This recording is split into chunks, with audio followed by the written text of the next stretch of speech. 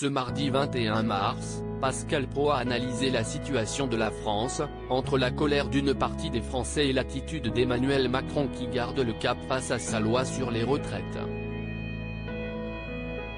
Tous les jours, Pascal Praud et son équipe font le tour de l'actualité sur le plateau de l'heure des pros. Les débats sont souvent houleux entre l'animateur et ses chroniqueurs. En ce mardi 21 mars, impossible pour l'animateur de CNews de ne pas évoquer la motion de censure qui vient d'être rejetée à 9 voix près. Ce vote n'a ainsi pas permis de faire tomber le gouvernement, ni même de rejeter la réforme des retraites. Emmanuel Macron compte bien garder le cap et imposer sa loi malgré la colère de son peuple. Cela fait maintenant plusieurs mois que les Français manifestent dans les rues.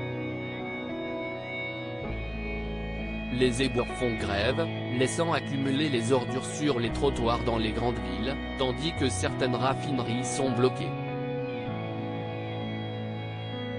Une situation intenable pour l'animateur de CNews qui a décidé de résumer l'état de la France dans un édito alarmiste en début d'émission. Emmanuel Macron, responsable du chaos en France, résumons-nous. Emmanuel Macron est évidemment le premier responsable du chaos qui arrive, mais il n'existe pas de majorité alternative, a lancé Pascal Praud. Avant de préciser ses propos, Marine Le Pen tient plutôt bien son rôle depuis des mois, mais personne n'imagine un consensus autour de sa personne. Les Républicains et la gauche républicaine n'existent pas ou n'existent plus. La France insoumise donne une image de la politique effrayante. L'extrême gauche a théorisé la violence. Les écologistes sont largués. Pardonnez-moi de le dire comme ça d'une manière aussi triviale, la 5ème République, nos constitutions sont en danger, a lâché cache l'éditorialiste, les patrons passent pour des braqueurs de pauvres. Nous avons 3 000 milliards de dettes.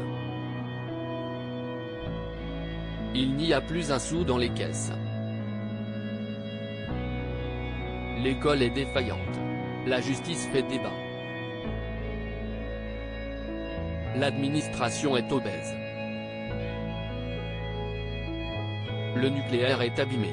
La sécurité dans la rue est un problème. L'immigration est hors contrôle. Les prix augmentent, etc.